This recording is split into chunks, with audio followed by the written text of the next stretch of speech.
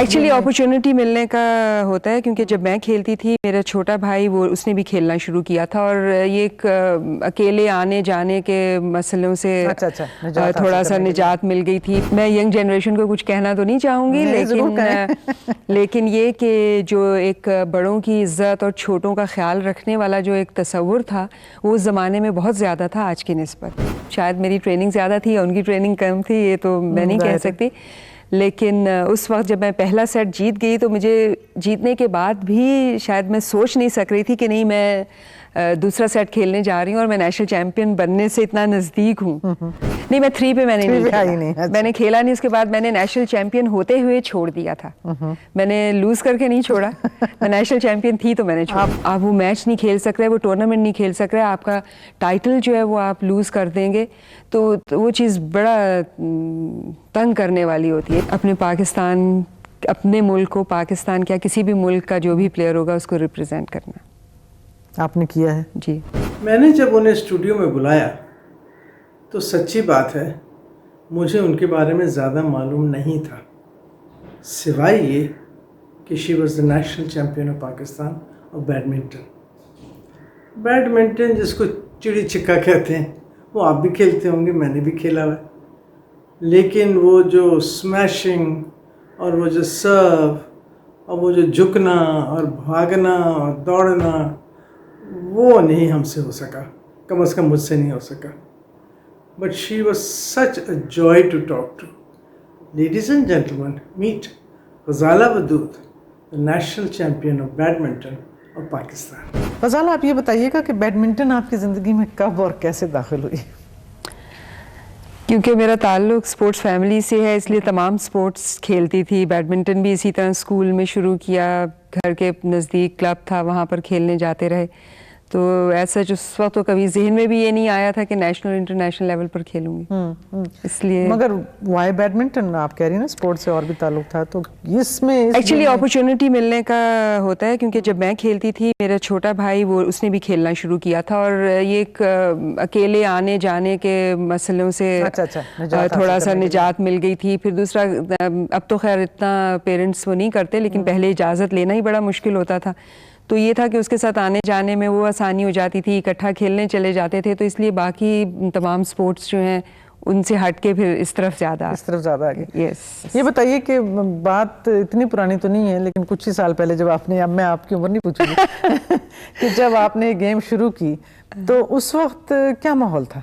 उस वक्त ख़वातीन खिलाड़ियों के हिसाब से, ख़वातीन को खेलों में हिस्सा के बारे में मेरा ख्याल है अगर आप हमारे अपने सोशल जो स्ट्रक्चर है उसकी बात करें तो आज के निस्बत थोड़ा सा मुश्किल था। अच्छा। और सिर्फ ज़्यादातर वो लड़कियां ही खेलने के लिए जा सकती थी जिनका तो, या जिस तरह मेरा फैमिली बैकग्राउंड की बात की थी कि स्पोर्ट्स में थे, पेरेंट्स बहुत इंटरेस्टेड रहते थे, या वो ख़वातीन ज़्यादा जाती थी, या जिस तरह मुझे एक और अपॉर्चुनिटी के भाई मेरा साथ खेलता था, मुझे वो मुश्किल नहीं थी।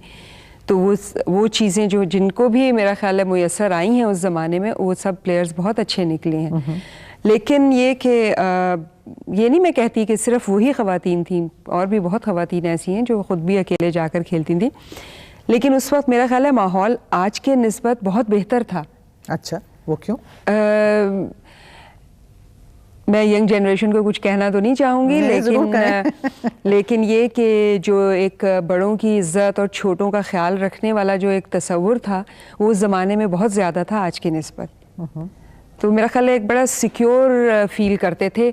एक दफ़ा जब उस हॉल के अंदर हम चले जाते थे और जो प्लेयर्स रोज़ाना साथ खेलते थे या आमतौर पे जो प्लेयर्स होते थे हमारे साथ, तो जब उनके दरमियान में बेशक हमारा उनके साथ किसी तरीके का भी सिर्फ सलाम दुआ की हद तक होता, लेकिन बड़ा सिक्योर फील करते थे। अच्छा, हम अंदर आ गए और बस।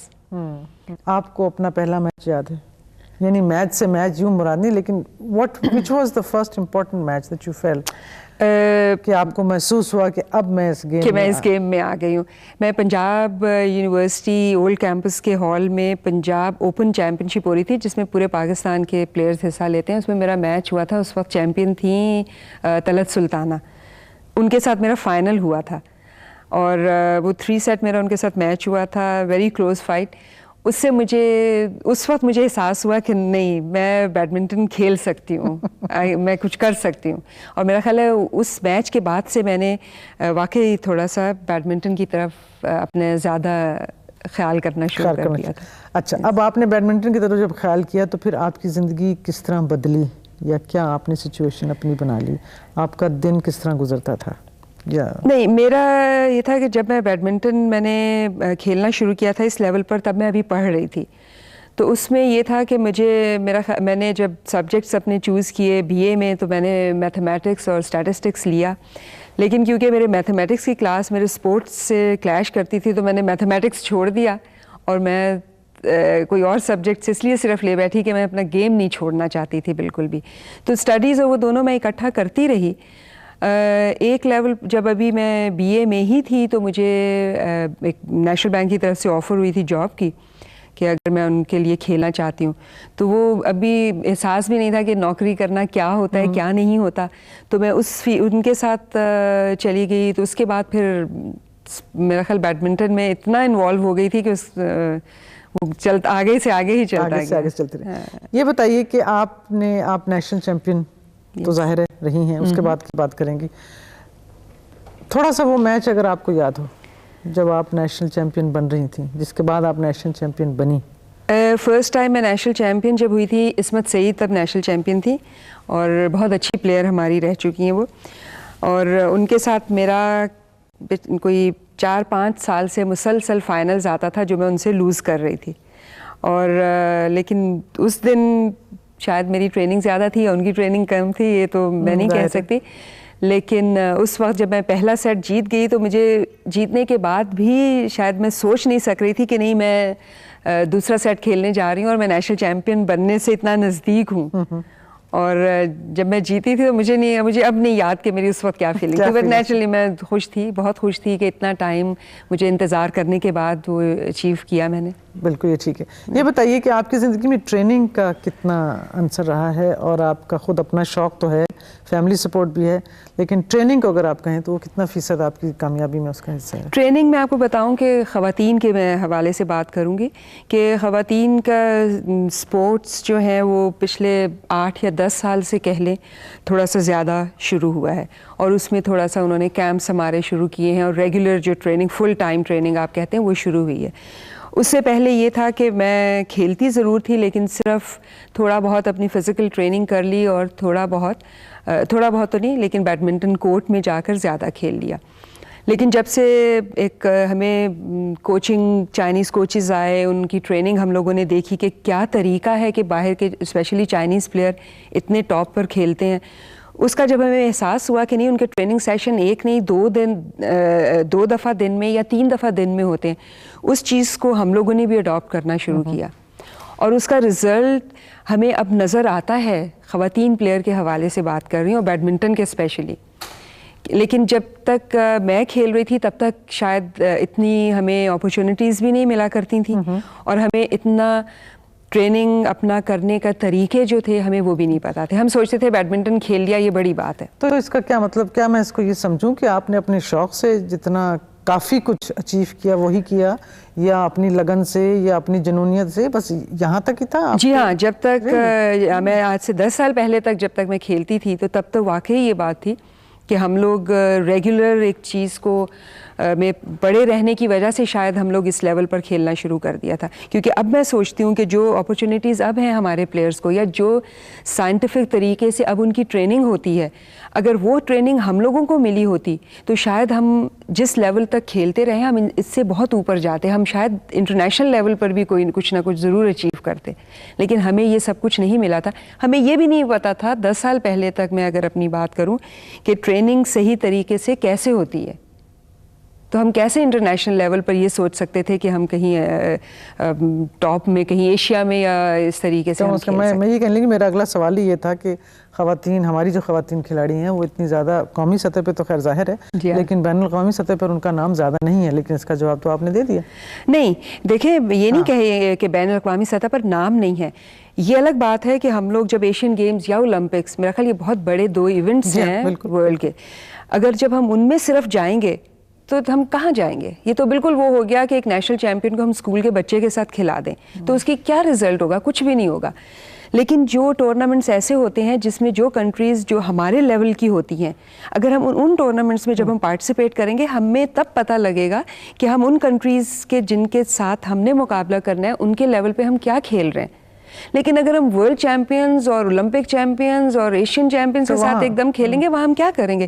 50% तो हम साइकोलॉजिकली ख़त्म हो जाएंगे कि भाई ये लोग तो पता नहीं। और हमारी खुशकिस्मती बदकिस्मती कुछ भी कह लें, बैडमिंटन की जो बेस्ट खेलने वाली कंट्रीज़ हैं वो सब एशिया में है। हाँ बिल्कुल है, इंडोनेशिया, ठीक है जी। World champions, Olympic champions, Asian champions, आप देखें सब एशिया में भरा पड़ा है। 2-4 ऐसे प्लेयर्स हैं जो यूरोप से आते हैं, स्वीडिश हैं या बाकी। आप तो मेरा नहीं ख्याल कि हम लोगों का इस लेवल पर खेलने के बाद, और उनके फिर आप रिसोर्सेज देखें उनका जो, और फिर मेरा ख्याल है हमारी प्लेयर्स अगर 100 खेलते हैं, उनका 10,000 प्लेयर खेलता है तो उसमें से कोई तो निकलेगा वर्ल्ड चैंपियन। ये बातें तो ये बहुत सारी वजह होती हैं जिसकी वजह से हम लोग ऊपर नहीं आते हैं। लेकिन अगर आप जिस तरह आप देखें कि हम लोगों ने फर्स्ट इस्लामिक गेम्स में हम लोगों ने पार्टिसिपेट किया था, उसमें इस्लामिक कंट्रीज आई थी, पाकिस्तान ने वहाँ पर पार्टिसिपेट किया। हम लोगों ने सिंगल्स, डबल्स, टीम इवेंट्स तीनों में गोल्ड मेडल्स हम लोगों ने लिए। दैट मीन्स कि हम लोगों में वो चीज़ है, बिल्कुल है, लेकिन अगर हम अपने बराबर के मुल्कों से खेलेंगे तो हम कुछ शो कर सकेंगे। इसी तरह पाकिस्तान में लास्ट ईयर अक्टूबर में ये गेम्स हुए थे, इस्लामिक कंट्रीज़ के ही गेम्स हुए थे, उसमें भी हमारे बैडमिंटन की लड़कियों ने गोल्ड मेडल लिए और उसमें अच्छे कॉम्पिटिशन्स हुए थे। बांग्लादेश की लड़कियों के आई हुई थी, आज़रबाईजान की लड़कियाँ थी, मतलब उनके साथ कॉम्पिटिशन अच्छा हुआ था, लेकिन हम लोग जीते उनसे। लेकिन अगर हम ये एक्सपेक्ट करें कि हम चाइना से या हम कोरिया से या हम इंडोनेशिया से जीते, वो मेरे ख्याल में हमारे लिए अभी कम से कम मुमकिन सोचना ही मुश्किल है। ग़ज़ाला वदूद ने अभी तक नेशनल चैम्पियनशिप होने के अलावा और कितनी चैम्पियनशिप जीती हैं आपने? मैंने नेशनल चैम्पियनशिप के अलावा हमारी रैंकिंग टूर्नामेंट्स बहुत होते हैं, Farooq trophy, RECP, DS cup, 2 ranking open होती थी, पंजाब ओपन, इस्लामाबाद में चैम्पियनशिप्स हुई हैं। वो इस तरह नेशनल चैम्पियनशिप के अलावा मैंने काफ़ी चैम्पियनशिप जीती हैं। बस मैंने 18 साल तकरीबन टॉप पर 1-2 इन पोजीशंस पे बैडमिंटन खेला है, सिंगल्स, डबल्स, मिक्स डबल्स तीनों। ठीक। और फिर उसके बाद जब 3 पे आए तो फिर? नहीं, मैं 3 पे मैंने नहीं खेला। मैंने खेला नहीं। उसके बाद मैंने नेशनल चैंपियन होते हुए छोड़ दिया था। मैंने लूज करके नहीं छोड़ा, मैं नेशनल चैंपियन थी तो मैंने छोड़ दिया। आपने सोचा कि बस अब काफ़ी हो गया? सोचा नहीं, वो मेरा ख्याल एक एज होती है कि उसके बाद इंसान मेहनत नहीं कर सकता। मेरा ख्याल है मेरी वजह वो थी छोड़ने की। इस गेम ने कभी आपके ऊपर बिल्कुल मुकम्मल तौर पर कब्जा कर लिया, काबू कर लिया? मैं आपको बताऊं कि किसी भी लेवल पर टॉप पे खेलने के लिए ये जुनून ही चाहिए होता है, उसके बगैर काम नहीं बनता। सही बात है। और सिर्फ खेलने की हद तक नहीं, मैंने खेलना तो 91 में छोड़ दिया था। उसके बाद जब मैं कोचिंग साइड पर भी आई हूँ तो वो भी मेरा जुनून ही है जिसकी वजह से मैं कोचिंग साइड पर आई, और मैंने अपना, मेरा ख्याल है 24 घंटों में से कम 8 घंटे ज़रूर मैंने बैडमिंटन को दिए हैं। और मेरा ये हाल है कि शाम को जब 4-5 बजे का टाइम होता है तो कुछ भी हो मैं बैडमिंटन कोर्ट की तरफ रवाना हो जाती हूँ। इसलिए कि, और मेरा ख्याल है कि मेरे जितने जानने वाले, जितने मिलने जुलने वाले लोग हैं, उन सबको पता है कि ये टाइम इनके मिलने का नहीं है। हाँ। अगर मिलना है तो बैडमिंटन कोर्ट पे चले जाएं। हाँ। तो मेरा ख्याल है ये चीज़ जुनूनी होती है कि आप किसी चीज़ को, इस चीज़ के ऊपर ना आने, हावी ना होने। हाँ जी, ये बात तो ठीक है आपकी।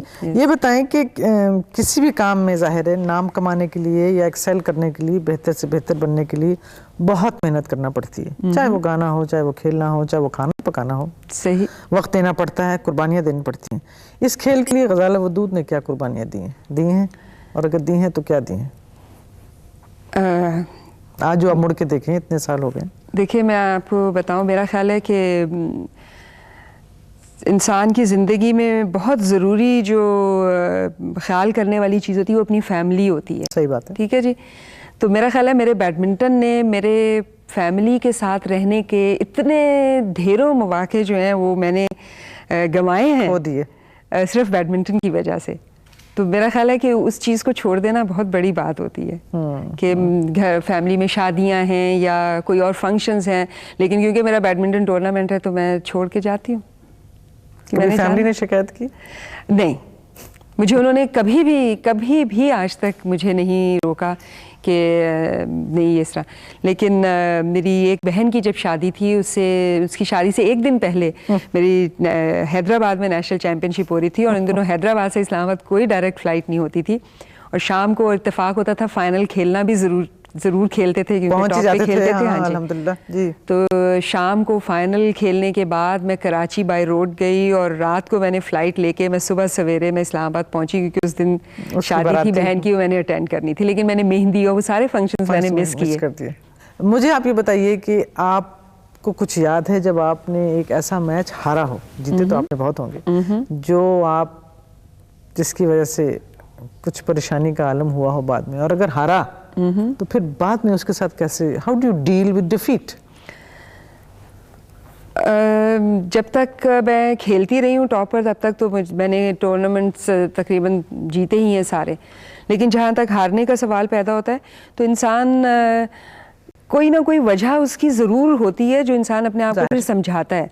उसमें कई दफ़ा ये भी पता होता है कि नहीं, दूसरा प्लेयर मेरे से बेहतर खेला है, गो के इंसान ये चीज़ मुंह से बोलता नहीं है, मानता नहीं है, लेकिन दिल में पता होता है कि नहीं, उसने मुझे।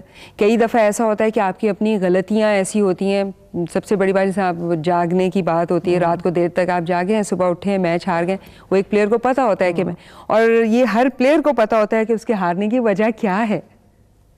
तो उस चीज़ को जब एक्सेप्ट कर लेता है इंसान, तो बस हार को एक्सेप्ट कर लेता है। तो ये बात भी ठीक है। ये बताइए कि अमूमन यानी कि खिलाड़ी के हिसाब से गवैये का अगर गला ख़राब हो जाए, ज़ाहिर है वो गा नहीं सकता, और अगर साज़ बजाने वाले की उंगलियों में कोई मसला हो जाए तो ज़ाहिर है उस दिन साज़ नहीं बजाएगा। तो ग़ज़ाला वदूद जो बैडमिंटन चैम्पियन है, उसके साथ कभी ऐसा हुआ है कि किसी दिन उसके सिर में दर्द हो गई है या कोई और मसला हो गया और वो मैच में ना खेल सकी हो? सर में दर्द तो मैच खेलते हुए ख़त्म हो जाती है, या पाँव अच्छा खत्म हो जाती है, पाँव में मोच आ जाए या क्या? हाँ, ये अक्सर ये चीज़ तो खैर हर गेम में हर प्लेयर के साथ कभी भी हो सकता है, और ये हुआ है मेरे साथ। तो अभी थोड़ा अर्सा पहले ही डबल्स का फाइनल खेल रहे थे, एक सेट जीत चुकी थी, सेकंड सेट लीड कर रहे थे 12-5 या कुछ इस तरह, और मेरे पाँव में इतनी बुरी मोच आई थी कि उसी वक्त स्वेलिंग होकर मैं बिल्कुल चल नहीं सक रही थी। उस वक्त वो चीज़ मुझे नहीं अफसोस उस चीज़ का हुआ कि मैं हार गई हूँ, क्योंकि उस चीज़ को मैं अपनी हार नहीं समझ रही थी, क्योंकि एक चीज़ एक्सीडेंट, हाँ जी, वो एक। लेकिन अगर मैच खेलने से पहले या कोई इस तरह का इवेंट हो और आपको पता हो आप अनफिट हो गए, उस वक्त दिल बड़ा ख़राब होता है कि हो ये देखे क्यों, क्योंकि पूरे साल की एक मेहनत होती है इंसान की। बिल्कुल। और जब वो मेहनत इंसान देखता है कि सिर्फ एक पाँव में मोच आ जाने की वजह से आप वो मैच नहीं खेल सक रहे, वो टूर्नामेंट नहीं खेल सक रहे, आपका टाइटल जो है वो आप लूज़ कर देंगे, तो वो चीज़ बड़ा तंग करने वाली होती है। एक प्लेयर के लिए मेरा ख्याल है बहुत मुश्किल टाइम होता है वो उस चीज़ को मान लेना। ये बहुत कम्पिटिटिव स्पोर्ट है। खैर एक्चुअली तकरीबन किसी भी गेम को आपको कम्पिटिटिव बना सकते हैं। आपकी अपनी तबीयत कम्पिटिटिव है, यानी हर चीज़ में आपने बेहतर होना है या मुकाबले करने हैं? अगर मैं शायद ये कह लें एक्सट्रीमिस्ट हूँ, अपनी लाइफ के हर मामले में मैं एक्सट्रीमिस्ट हूँ। यही चीज़ मेरे स्पोर्ट्स में भी है कि अगर मैंने करना है तो मैंने करना है, और मैं फिर उसके बाद उसमें क्या मुश्किलें हैं या क्या परेशानियां होती हैं, और आपको पाकिस्तान में रहते हुए तो ख़वातीन को बहुत ही कई दफ़ा मुश्किल आती, लेकिन फिर मेरे लिए वो सारी चीज़ें जो हैं वो पीछे रह जाती है। मैं फिर उन चीज़ों को नहीं सोचती, मेरे जहन में एक चीज़ होती है ये मैंने करना है, और मैं उसको करने के लिए सब कुछ करती हूँ। फिर ऐसा वक्त भी आया था जब हमारी खेल में जो ख़वातीन थी उनको डिस्करेज किया जाता था। जी हाँ, हर लेवल पे हर सतह पे डिस्करेज किया गया, तो उसके बावजूद ज़ाहिर है आपने खेला और खेलती चली गई। आपको खातून होने के नाते मुश्किलात हुई हैं इस स्पोर्ट्स में या खेलने में?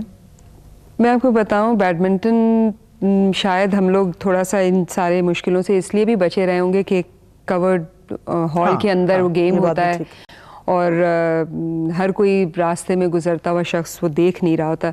लेकिन जिस तरह और एथलेटिक्स है या और हॉकी या इस तरह के और ख़वातीन के गेम्स हैं, तो उसमें ख़वातीन को ज़्यादा मुश्किल पेश आती।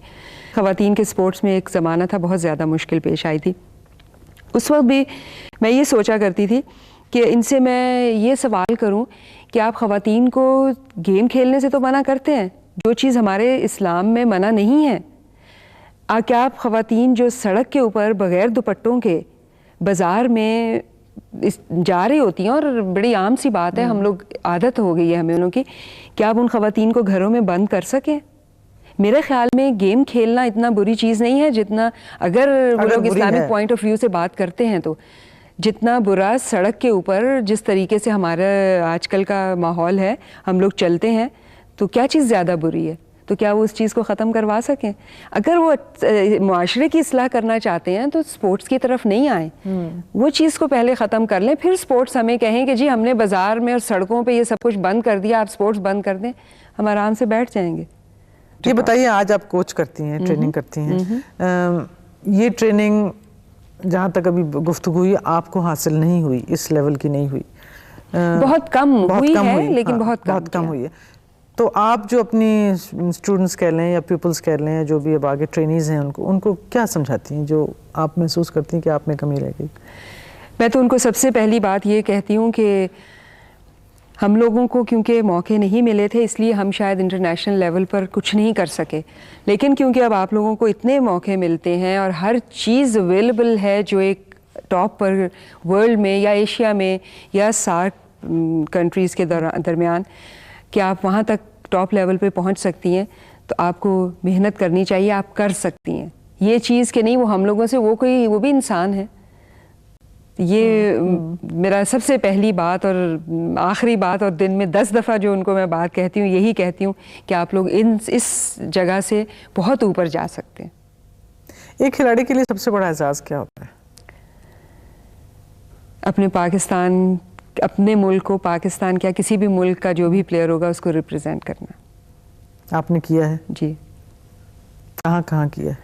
मैंने एशियन गेम्स में किया, 86 में कोरिया सियोल में हुए थे एशियन गेम्स, और 90 में चाइना में हुए थे एशियन गेम्स, उन दोनों में किया था। पाकिस्तान में कायद-ए-आज़म सेंटेनरी हुआ था, उसमें पाकिस्तान को रिप्रेजेंट किया था। रशिया की टीम एक दफ़ा आई थी तब किया था, चाइना की टीम एक दफ़ा आई थी तब पाकिस्तान में किया था। वर्ल्ड चैम्पियनशिप एक दफ़ा स्वीडन में थी, उसके लिए जिस वक्त एक आप जीती भी हैं, जिस वक्त झंडा ऊपर जाता है तो क्या महसूस होता है? बस तो वो चीज़ मेरा ख्याल है जो उस चीज़ से गुजरा होगा वो उसको ही समझ आ सकती है, लेकिन वाकई वो सुनते तो ये हैं कि रोंगटे खड़े हो जाते हैं खौफ से, लेकिन जब फ्लैग ऊपर जा रहा होता है और पाकिस्तान का नेशनल एंथम किसी भी स्पोर्ट्स के लिए जब बाहर जाए बज रहा होता है तो रोंगटे खड़े हो रहे होते हैं।